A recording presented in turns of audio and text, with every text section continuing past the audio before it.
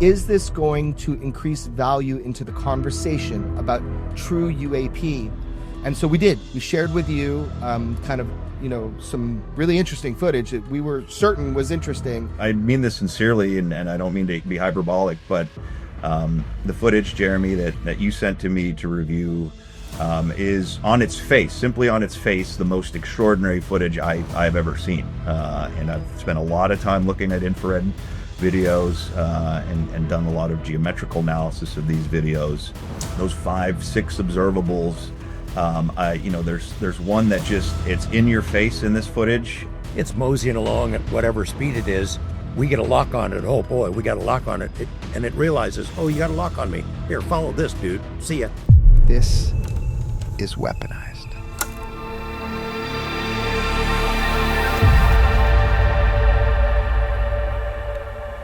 This is Weaponized. I'm George Knapp here in sunny post-winter. Already feels like we're on the edge of summer Las Vegas, joined by my friend and colleague Jeremy Corbell. Man, Jeremy, it was one tough winter here, a long, tough winter we just had. Brutally cold. I mean, it got down into the 40s sometimes, mostly in the 60s, though. And gosh, I'm so glad that's over with. I didn't have to use my motorized snowplow at all. The entire East Coast is belly aching. There's some, once in every 10-year snowstorm, and, friends are saying they're digging out their cars. I don't know if they're exaggerating, but they're telling me it's pretty gnarly on the East Coast with snow. Yeah, my regrets go out to them. I miss winter. I mean, I'd like to see at least some kind of winter here in Las Vegas, but we basically didn't have one at all, and now the sun is shining. You could go out and bag rays today. I wanted to mention something.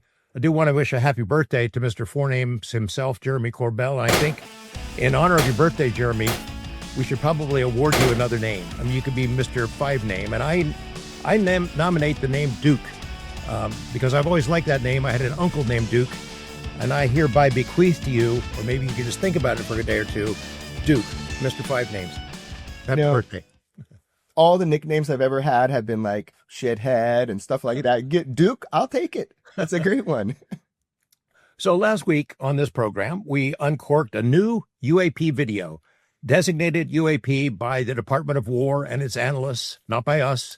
It was video acquired from official Department of War vaults and collections. And although I've been mostly off of social media for the past week or so, I was pretty sure that people would be happy about this video. Glad to see some new footage, never before released, images that would be embraced by UFO world, which is always what happens, so how'd that play out? I mean, no one could possibly say that objects in that video were birds or balloons, could they? Right. I mean, we predicted that, and it's a difficult balance and dance. It's very hard to get new data for people to look at all. That is a heroic feat if new data gets out to the public, and not just by us. I mean, it's a heroic feat in general. So I'm really grateful to be able to see these things. And I think, and you think the public needs to see them too, as far as our reporting goes. But we do know that there's going to be easy dismissals of things. Look, we told people the actual reality that this is part of an analysis of UAP, that's designated UAP, even the term orb in documentation, triangle formation UAP. So obviously and clearly people have been studying the footage. You put it out, and the easy things that you say is, well, looks like a bird, looks like a balloon. Here's another example. Okay, fine. But those are people filming birds and balloons. And typically, when you're looking through that data and that sensor system, you'd hope to have more data. And that's always the key, is that if you don't have enough data inside of a piece of footage, then people can dismiss things and try to say, nothing to see here, move on. And you don't really have a rebuttal because and we're reporting correctly the information, but you can't disprove the disprovers. So it really comes down to the best fidelity is going to be when there's a lot of numbers on the screen. There's a lot of data where you can see range and speed and all that. I think ultimately, George, you and I, when we've been exposed to stuff, and if we can obtain and release, then the point is, we'd love to show the observables. We all talk about the observables with UAP, and there's 5 or 6 observables, but they are significant when you're looking at the way that these machines, these hard physical machines, the way that they propel and traverse. So that's really the kind of the golden ring, as they say, is if you can have a piece of footage that truly shows one of the observables we've all heard about in UFO land. I laugh at some of the comments that have been sent to me by other people. It's like they can't get over the fact that these sensor systems way up in the sky do not have IMAX movie quality cameras attached to them, that the images that are recorded by sensor systems, classified sensor systems, are not suitable for showing in a movie theater. They're picked up on thermal sensors, things like that. So they're not really cinematic in their presentation. And to those who think it's easy and that there's got to be better video, go get it. Let's knock yourself out. If it's so easy, go ahead and go get it. If it really exists out there, we try really hard to get the best images we can. We spend a lot of time vetting them, and we present them, and people can take them or leave them, whatever they want. Well, let me correct you once again. We don't try that. That's we've never solicited anything. People know that we're trustworthy. I saw some comments online, like this big conspiracy, like, oh, they released something again, like, it's some mystery, like we're part of some conspiracy, some grand conspiracy where we get this footage and then we put it out and we must be seeding the population with some lie. I take umbrage to that, and I rarely do, because we never asked for this. We never solicit. People trust us, and that's what it comes down to. I've talked to numerous people that have come forward to you and me, and why did you choose, us? Why did you, there's a ton of people you could go to. Why did you choose us? Because I trust you. I trust you to not handle this poorly. I trust you to not twist anything. And I really, I'm grateful that people do. So I just wanted to kind of say that was a response that I saw, is that we're part of some grand conspiracy. No, it's like really hard work and just allowing people to know they're safe, to trust you. And then if it is something that is acceptable to put out, and there's times that it's not. And a lot of the stuff, most of the stuff I'd say that comes our way, we never use it. Never. Right. So I do want to get somebody to weigh in, somebody who knows what they're talking about in analyzing videos like that and what else we might be sharing today and in future episodes. And he's become a good friend of ours, somebody we trust, to take a fair look at these videos that come our way one way or another. His name is Marik von Rennenkampff. He's a contributor to The Hill, an opinion writer for The Hill. But before that, he was an analyst for the Department of State's Bureau of International Security. He was a presidential appointee to the Department of Defense, now called the Department of War. And he really has helped us understand what is and is not in videos like this. Merrick, welcome back to Weaponized.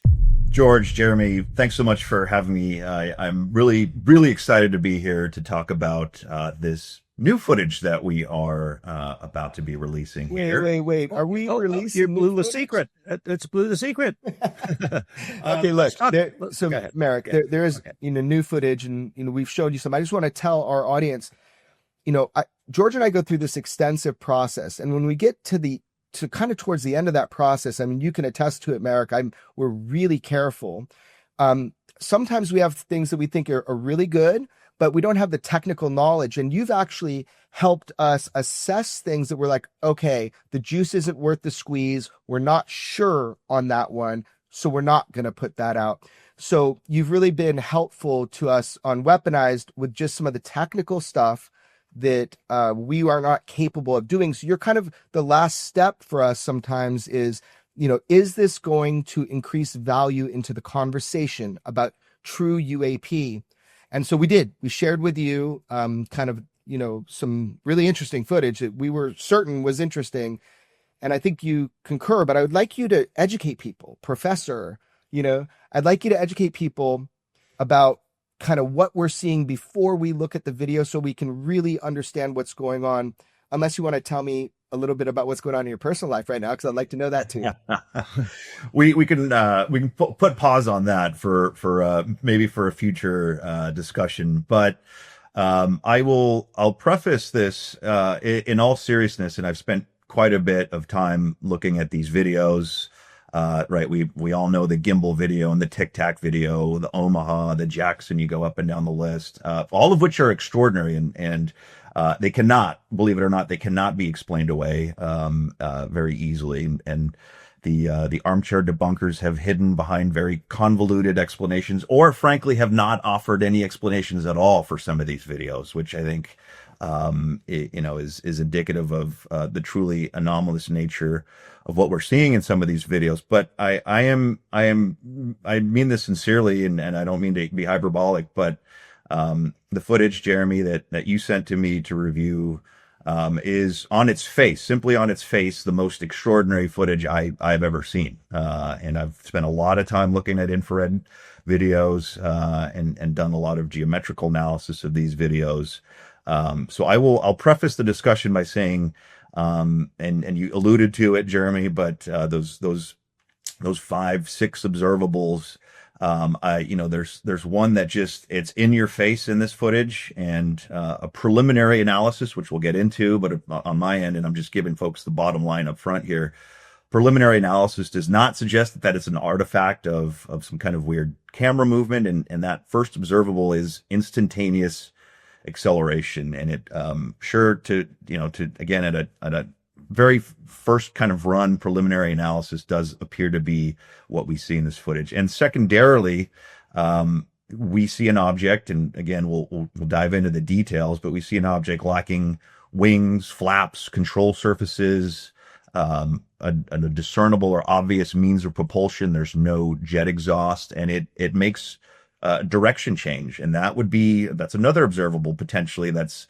positive lift, colloquially known as anti-gravity, but that is another observable that appears to be demonstrated, and there's potentially a third, and that is hypersonic velocity, because the speed with which this thing appears to zip out of frame is quite extraordinary. So I'm prefacing all of that kind of with my high level takeaways.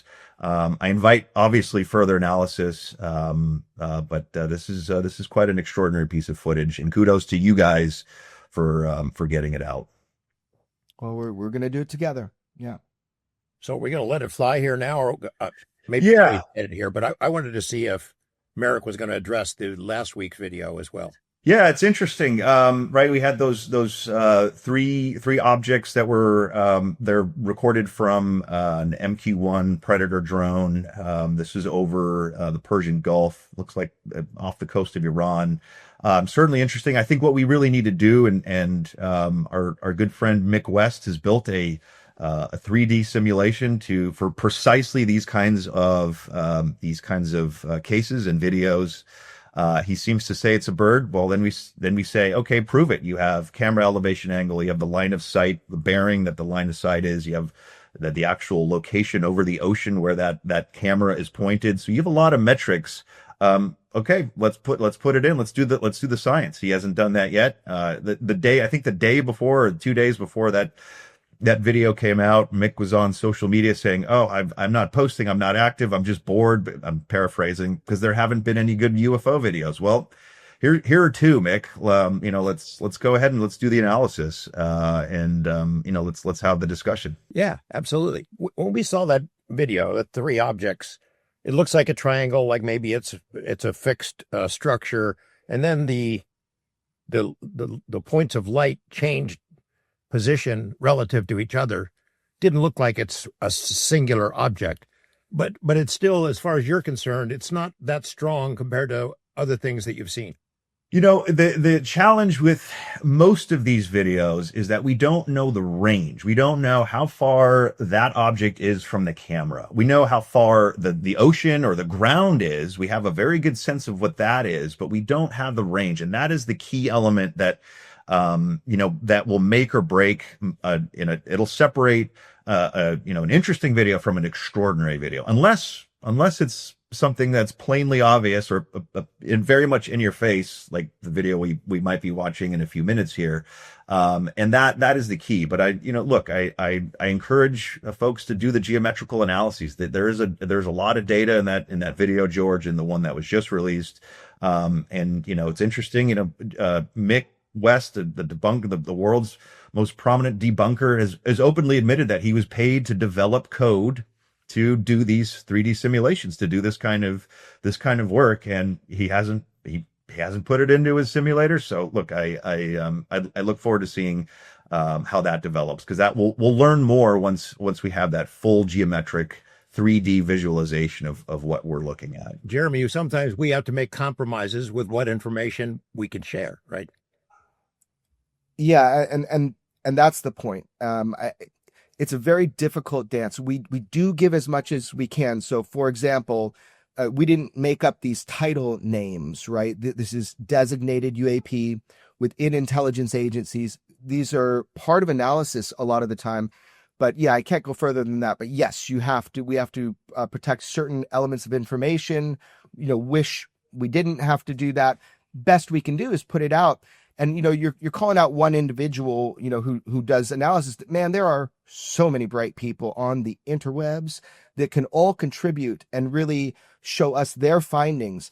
So I think, with each video that we've been able to, release to the public, it's another data point. So I kind of look at it like a bigger picture. Like some videos, they just teach the public, like, this is not grainy. Even Neil deGrasse Tyson said, wow, grainy black and white videos.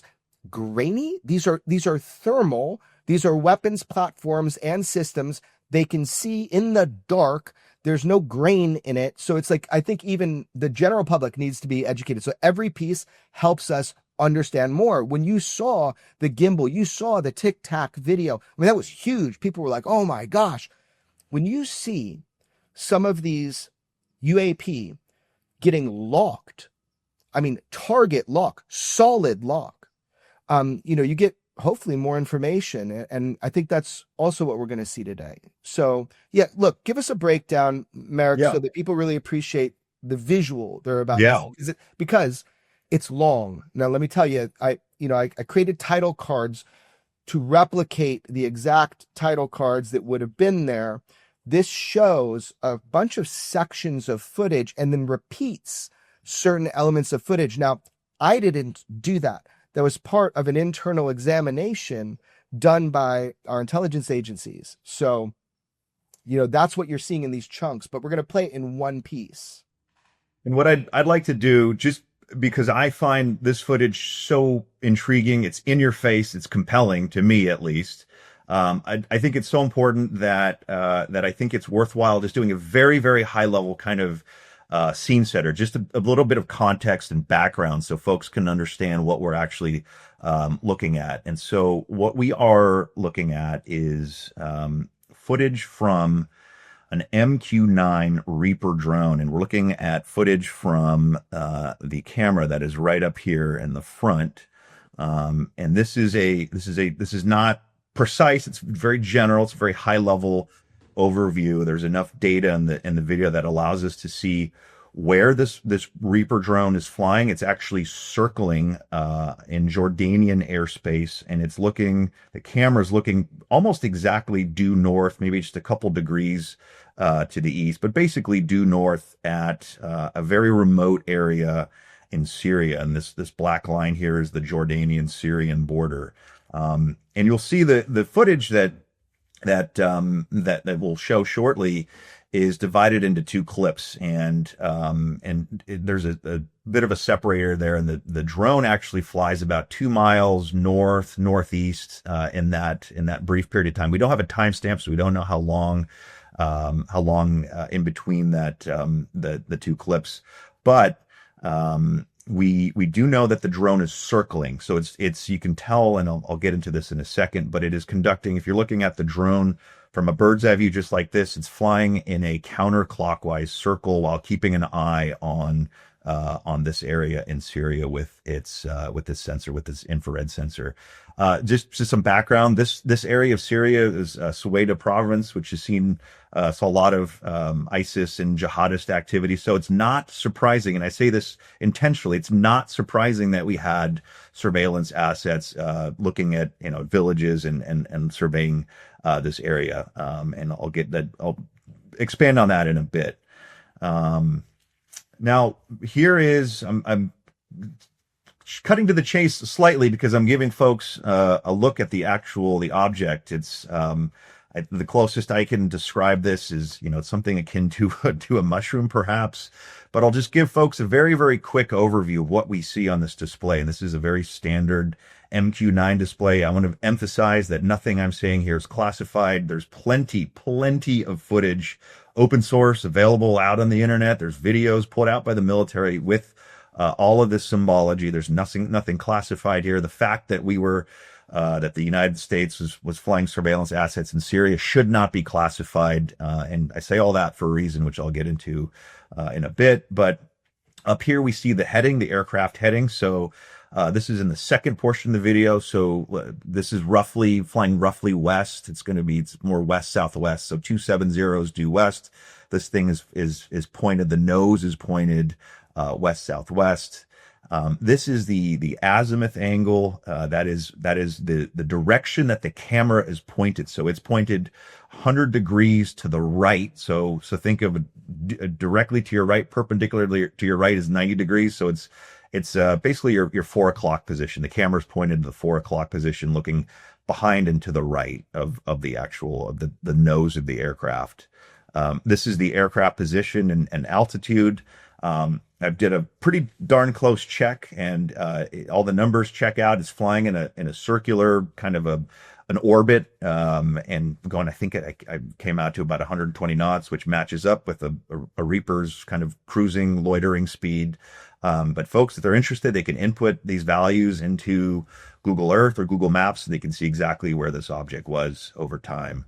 Down here is the military coordinates. Is called MGRS. It's basically a specialized, it's basically the military's version of latitude and longitude. It's a very precise, down to a couple feet. It's kind of the military's own lat long system. So that tells us where the camera is pointed, where on the ground, what position over the earth, right? What ground position that camera is looking at.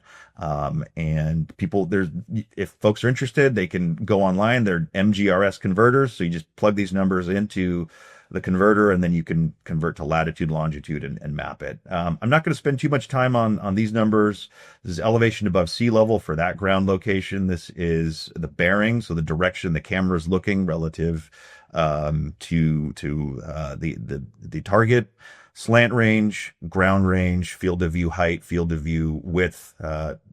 Not relevant really to the discussion here. The laser is not firing.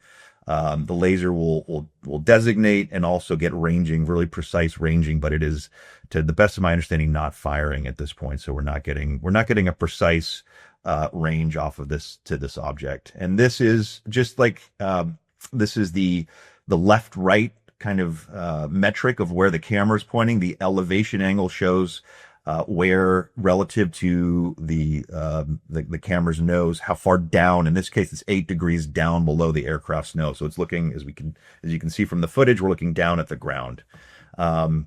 This right here is an indicator of whether the object is locked. That'll change over the course of the video.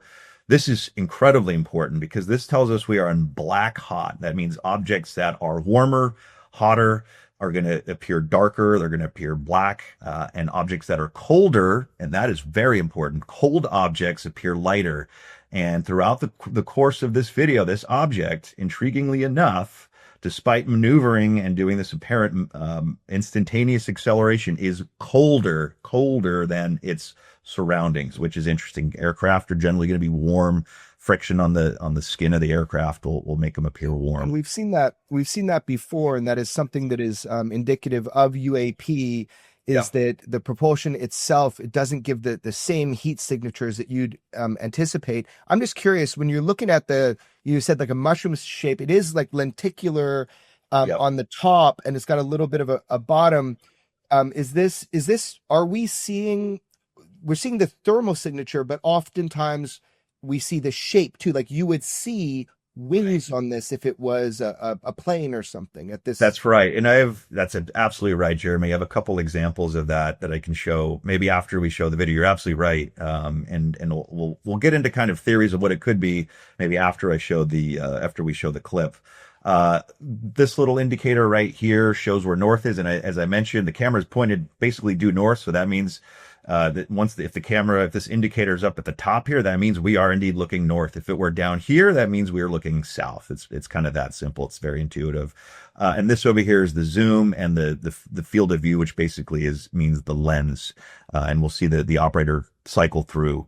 And I believe this is 4 times digital zoom. So I think this is about as close as we can get. This is zoomed in as far as we can.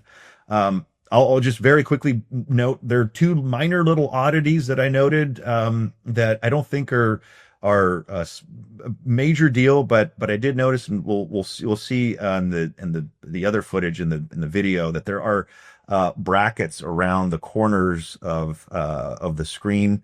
The bracket in the bottom left that is usually there is not there, so that could be a quirk of that particular system. I'm not sure what that is. And the other quirk that I noticed was the elevation above sea level does not change over the course of the video. So that could be a setting that the operators do. But I think I braze that because this video, again, on its face is so profound that I think we need to be very, very meticulous about everything about it. I think if we're going to come out and say that this shows what we think it does, we need to be very, very, again, very meticulous about every little detail. Well, all I ever say is it's short. They think it is. That was the whole thing. There was a full, examination done, and it was their words. This is instantaneous acceleration UAP.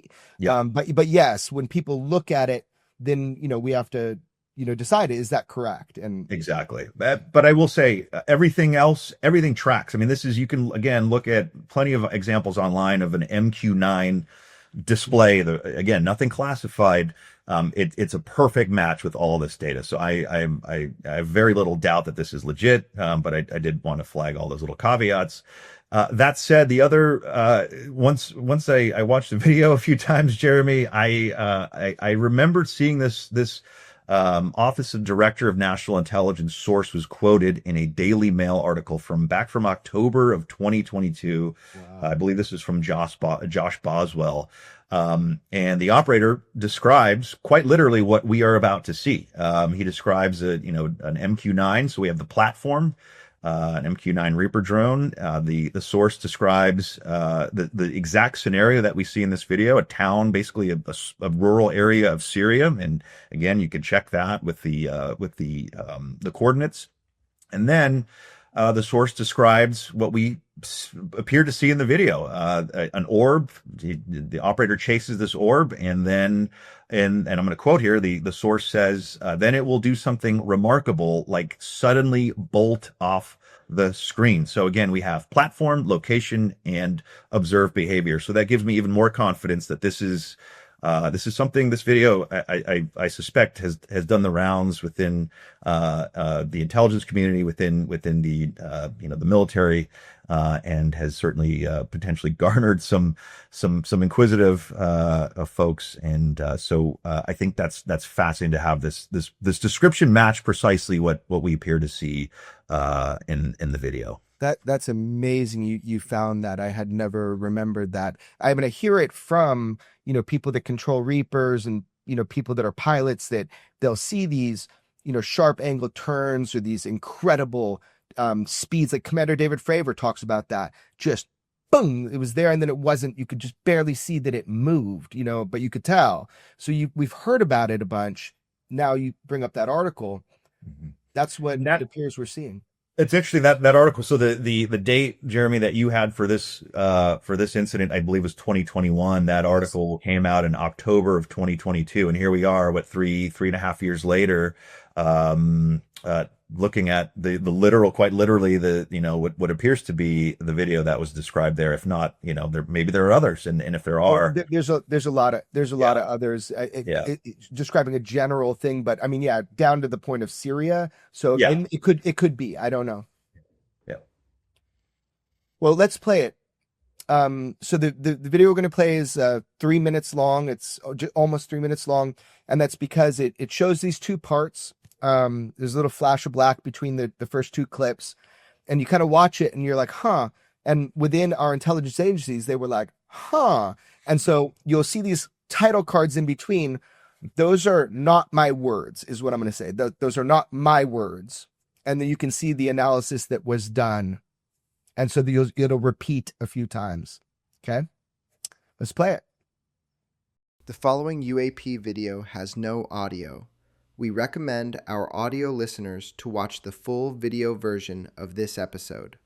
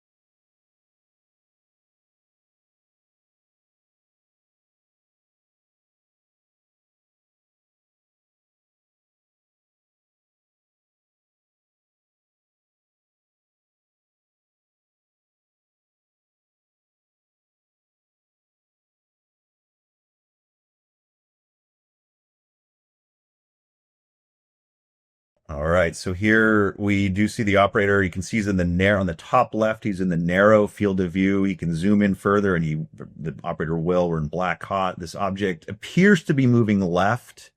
That is almost certainly parallax. So if you can see at the top, the plane is flying east. Something is moving perpendicularly to it, so that's almost certainly parallax. Operator tries to lock it up here, and you can see that the operator is attempting to do it manually, not working. Then we had that break, and now this is the second part of the clip. And at that box, you'll see that's the operator trying to get a lock, and here we have a successful lock on this object. And then the operator will do a digital zoom. He's currently in ultra narrow field of view, which is about as zoomed in as you can get without going into the digital zoom.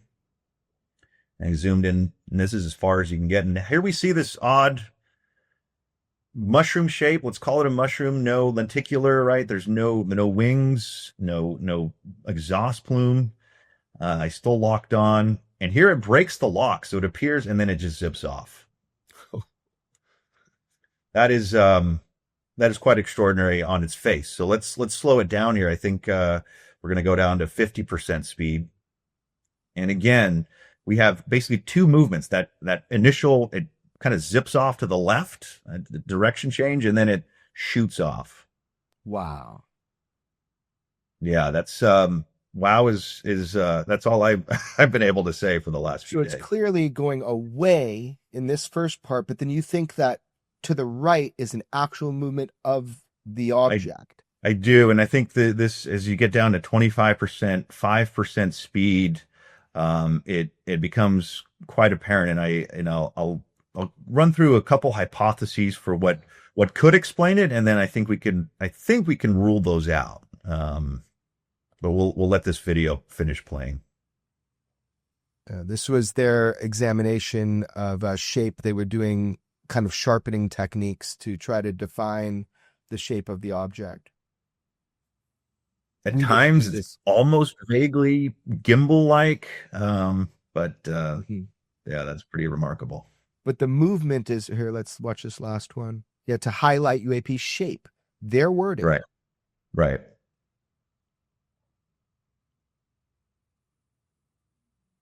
And if we're seeing this visually, not on the thermal sensor, what might it look like? Would it just be round that we'd see in the sky? Or George, that's a really good question. I think there's enough. I'm venturing into speculation territory, but the shape, and I'll show you just in a second here. I'll show you kind of what that's actually kind of a great jumping off point. So let me kind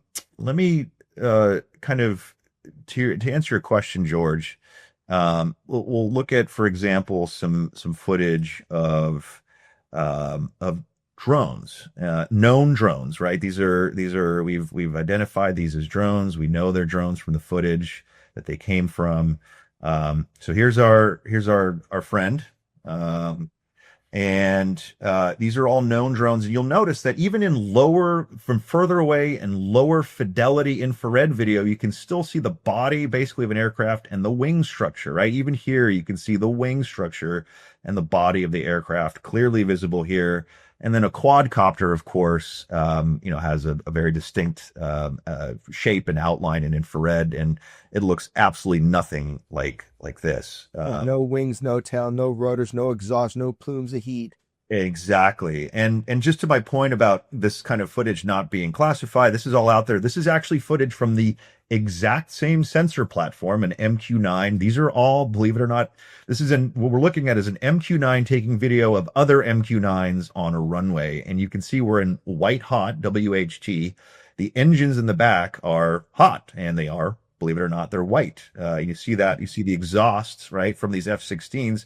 Now, George, to your question, these look like fighter jets. These look like drones. That most certainly does not look like any kind of conventional aircraft that I could think of. Yeah, remember, George, we put out a UAP that we had documentation. We knew for sure it had been fired on, and people kind of laughed at me at first when I said we fire upon UAP on a regular basis. Well, it's because I'm getting reports from within commands. People reach out to me. They tell me when events happen. And this one, we ended up obtaining an image of, and I was kind of embarrassed to put it out. Kind of looked like Kermit the Frog, but we called it Syria Dome UAP because it's the best way we could describe it. It was a dome shape. And that's kind of what I'm seeing in this image, Merrick, is, it appears to be dome shaped with, man, it looks like one of those weird ass, like, was it Gulf Breeze images? Remember those? Bizarre, Jeremy. Guys, it is truly bizarre. And I want to quickly, if I may, because I want to address, I think, the first thought that I had, hey, man, maybe this is the sensor operator jerking the camera around, and that this is because that could, and we saw that in the famous Tic Tac video. There's one moment, I think about midway through the video where the operator changes the field of view, basically changes the lens system, and it looks like it shoots off. And we can investigate that hypothesis. And so if you guys don't mind, I'll kind of, I'll pull up what I clear for the average person, because you're so technical, it takes me a second to understand. Man, when I first saw it, right? I mean, of course, I have some background on it, but I thought the instantaneous motion was when it started going away, what looked like away from the camera, and that was so impressive. And then that little thing to the right, I was like, no way. They had to move the camera, just being all that thing moved away.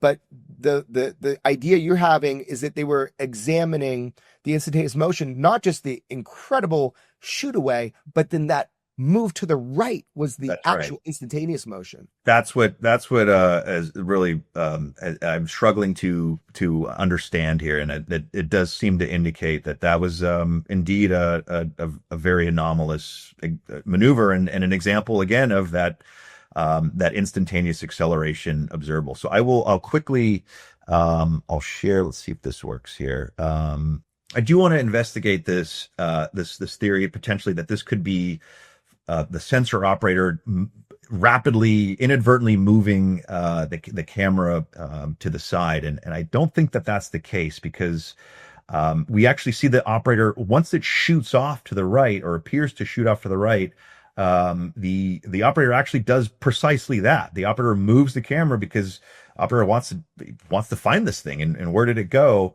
So we do have an example there. It goes off to the right, and then here I'm going to go frame by frame. The operator rapidly moves that camera to the right. You can see the whole background, everything, the entire scene shifts from right to left. So this is what we would be seeing if the operator had indeed moved that camera, and that could have been the right. If folks want to say that that's what explains that instantaneous acceleration, we don't see that when that object shoots off to the right. And there's another way, I think, and even just another way to analyze this and give us even more confidence that this is not some camera artifact, and that is that the object moves left to right, so it has this apparent rightward motion.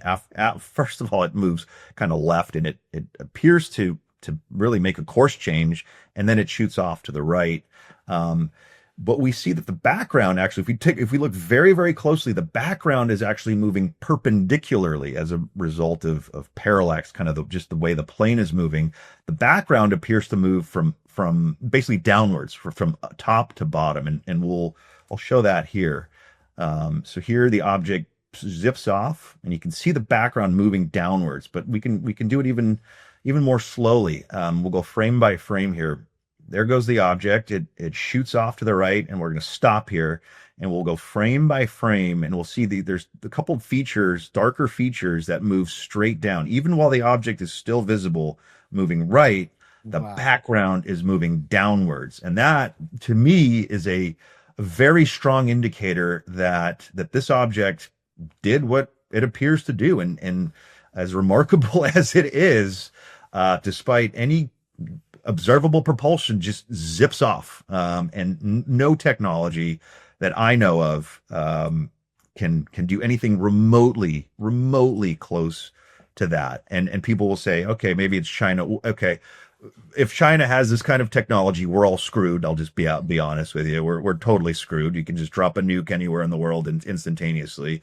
And beyond that, what would China be doing, flying ultra advanced technology over the Syrian desert? There's absolutely no reason for them to be doing that. But man, this is just blowing my mind. Just that, as like I understand everything you said, and I had an idea, but I thought at first just that first movement was so impressive. That was the instantaneous motion, but the way you're showing how the ground movement keeps going in the same direction as the thing does this instantaneous shot to the right, I am convinced more than ever now that is correct. I mean, this reminds me of exactly what Commander Fravor talked about. Yep. How he can't describe it even. It's inhuman. Right. It breaks our ideas of physics that something can do that. Mm-hmm. It's interesting on many levels, Jeremy, to your point about that. First, it literally breaks it appears, I'll caveat all this. It appears to break the lock. Like you said, it does that kind of up, and it's like if you're looking at the video, right, it's kind of like a counterclockwise movement. It appears to maneuver, no wings. That alone is extraordinary. That alone is positive lift. That is, right, that's maneuvers without wings, control surfaces, flaps, right, engines, exhaust, plumes, props.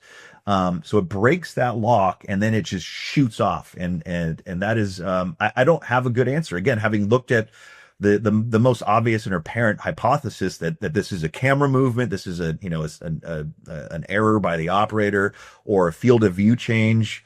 If you can see at the top, the field of view does not change, and it doesn't matter because either way, the background would move with the object if that were the case, and we can quite clearly see that is not the case. So this is truly extraordinary in my opinion.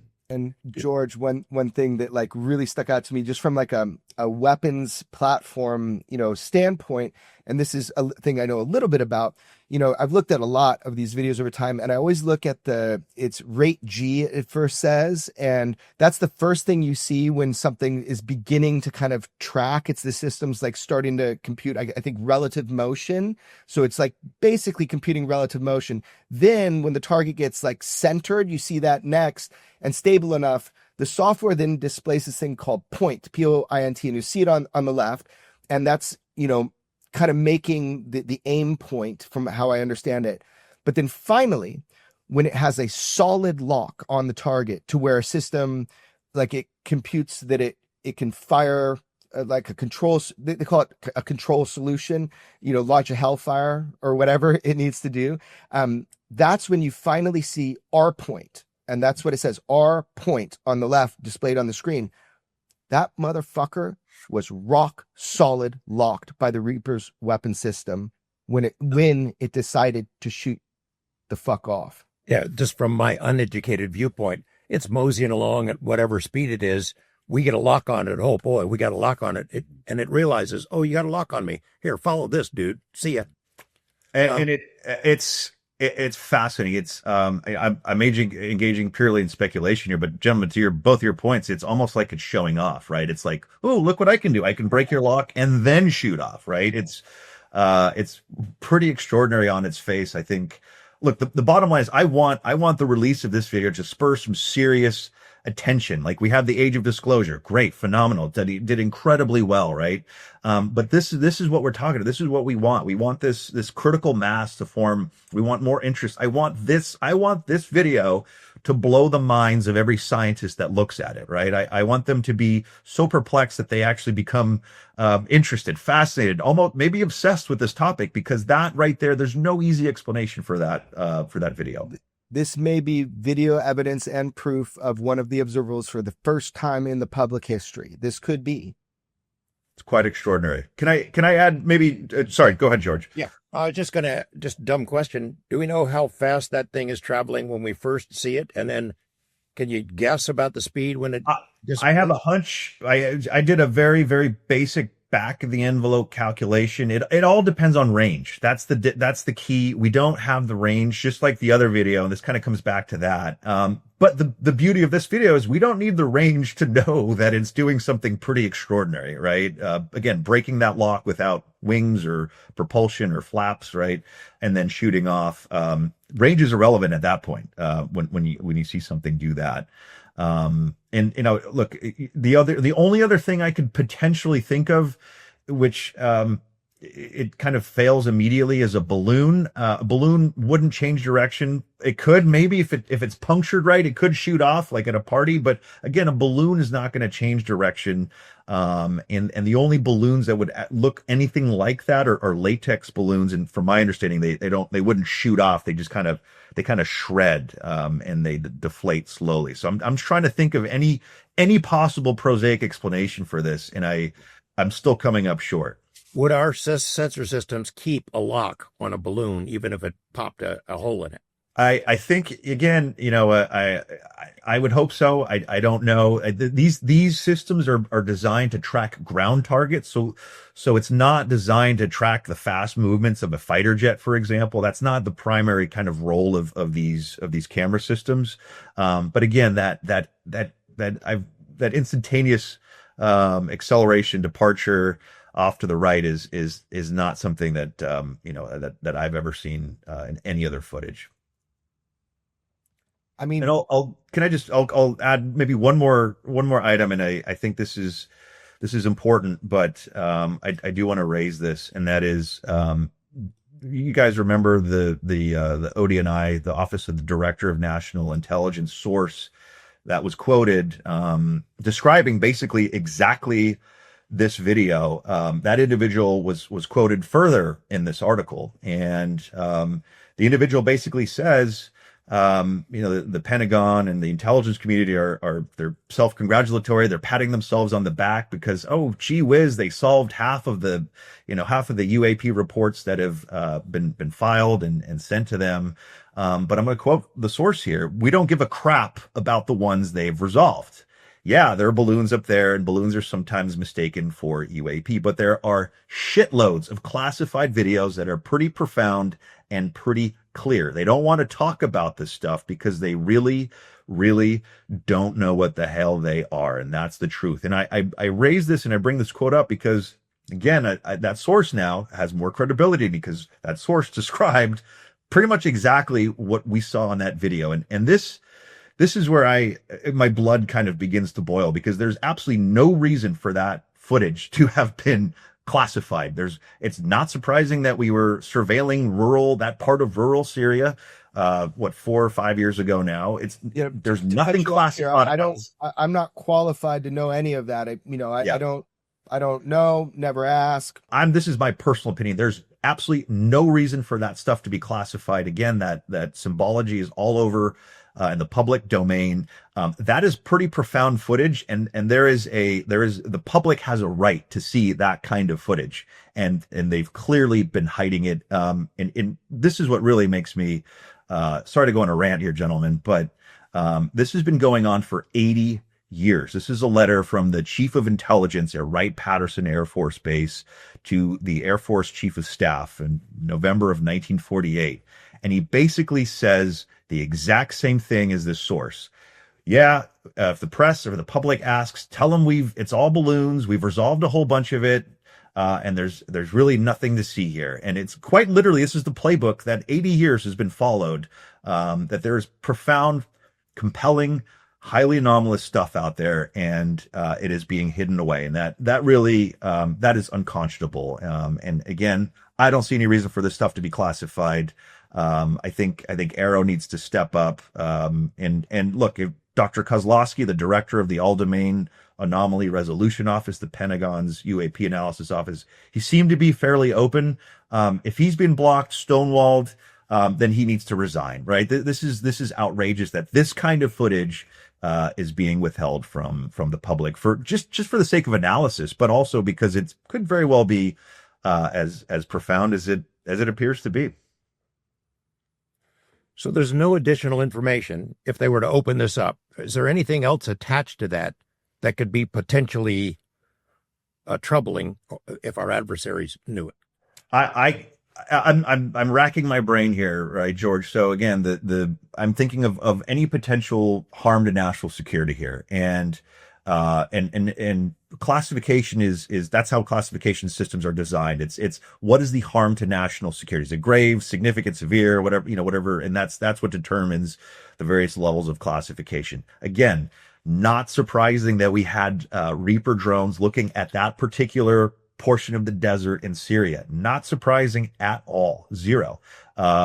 There's been a change in government since that video has been recorded. The security situation has changed dramatically in Syria. So again, the reasons for classification are capability, so sensor platform, or location. And again, I don't see any plausible reason why, again, there's public imagery of this type of footage out there in the wild, put out by the military, and I just don't see any logical reason why the location, again, what was this, 5 years ago now, why that should be classified. All right, Arrow, you have access to everything. That's what you tell us. You want to be transparent. Go get the rest of this data and let us take a look at it. Let the public analyze it if you're not going to do it. And Arrow, frankly, needs to. Where are taxpayer dollars going? They were silent after that Yemen Hellfire video that was released during a congressional hearing last year. Not a peep, nothing. After, and they're literally, you can see the metrics, tens of millions of views that video has received across various news and media platforms. Not a peep. So what is our government? What is our Pentagon? Where are tax dollars going? We have an office specifically tasked, congressionally tasked to investigate this kind of stuff, not a peep out of them. So they better look at a bare minimum. They should confirm whether they have this footage in their holdings. Does Arrow even have this footage? I don't know the answer to that question, but we can start there. Yeah. I mean, I'll say this is, it's really a dance as journalists, George and I, trying to figure out, can we put something out? We're trying to follow all the rules here with journalism. There's so much that comes, I'll say, in front of our eyes that we just can't, and there's a lot of reasons embedded within some of the things you just said that would be those reasons that journalists don't report on certain things, but this one doesn't have any of that. There's no indication to me that we had zero indication that this is not something that is acceptable to the public. So the public has always been asking for more data, and, good or bad, that's what we're trying to do, is put our best foot forward and show and just enrich the data set that's out there on UAP with videos. So this is not like a trust me bro situation. You see it now. You analyze it. We don't usually do this, Merrick. We don't usually do a whole analysis of it because we're not experts at it, me and George. Usually we put it out. We say, okay, here's another piece of data. Take out your knives and dissect it. But it was really fun and neat and interesting for you to give us some background. It allows me to kind of understand and see what I'm looking at kind of better now. I think we should play the footage again or something like that, in the episode. But just thank you so much for breaking that down for everybody. Let's bottom line it here. I am very impressed with this footage and believe it to be showing something at this point. I believe it to be showing something truly extraordinary that we have heard throughout history and from pilots, but I had never seen footage of it until now. And Jeremy and George, thank you, first of all, for bringing me in. It's truly an honor to break this stuff down for you. But congratulations on getting this out. This is, again, in my book, this is extraordinary footage, after an initial analysis, at least. And thank you for driving the conversation forward, because this is the kind of stuff, again, with when you add all the congressional hearings and the age of disclosure and all that we've seen over the last several years, you guys are driving the conversation forward. So thank you for everything that you're doing. Thanks, Merrick. By the way, I'm always the optimist of our duo. Jeremy is the pessimist, and we might have a reason to have you come back real soon. That's possible. Interesting. I'm intrigued. Is it a threat or a promise? Yeah, exactly. Hey, Merrick, thanks so much, man. We'll see you soon. Jeremy, I'm trying to remember when we sat down in the hotel room and recorded a little session about this particular video clip, and how long ago that was. 6 months ago, maybe, or something like that. I wouldn't know time, George. Anticipating that someday we hope to release it. And we're, giving our best shot at trying to figure out what we're seeing on the screen. And then you hear someone as bright and as knowledgeable as Merrick, and I can't help but feel like an idiot compared to him. But that was very welcome analysis. And now the rest of the world can take a look at it and make up their own minds about it. Absolutely. It's about enriching the data set and putting it out. Now, I will say, though, this is not just like some, video that just could be anything. We have to stress this. This is labeled UAP by your intelligence agencies and government. It was part of an extensive analysis done because it's a UAP on specifically the apparent instantaneous acceleration. So when you see those cards between, I created those cards based on my knowledge set, right? Word for word. I mean, so if you think about it, this is their investigation into instantaneous acceleration. Man, can you imagine how much more there is that show extraordinary capabilities like this? It's conversation stoppers. You're like, okay, there is stuff that can move in ways that everybody has told us UAP can do, for decades and decades, if not centuries now. It's really fascinating. We're told over and over, month after month, this is a new era of transparency. We want to be transparent. We want to get to the bottom of this, analyze these videos and cases, photos and evidence, and figure out what it is. If it's something we don't know, then we'll say it. Well, time to get off the pot, I'd say. There's no reason, as Merrick says, there's no reason why the public can't see that kind of video, that there have to be extraordinary steps taken to share it with the public, both in the U.S. and around the world. And there's so much more similar kinds of clips that exist in servers. And there's no reason to hold it back. If not just from us, what about Congress? There's a task force at Congress that is seeking this information. Why can't you share it with them as a first step? You know, time to live up to the ideals that are supposedly the reason that Arrow was created in the first place. We'll do our best. We'll stick to the way we've been doing things, which is very carefully and slowly. But I think we'll keep going. Yeah, there are reasons to be suspicious, as we know, and those reasons I think will eventually come out. Some of the subterfuge that's going on right now. Right. But in the meantime, it's birthday time. It's time for you to have some fun. Hope you enjoy your birthday. Hope people don't razz you too much on social media now that they know about it. And I'll talk to you soon.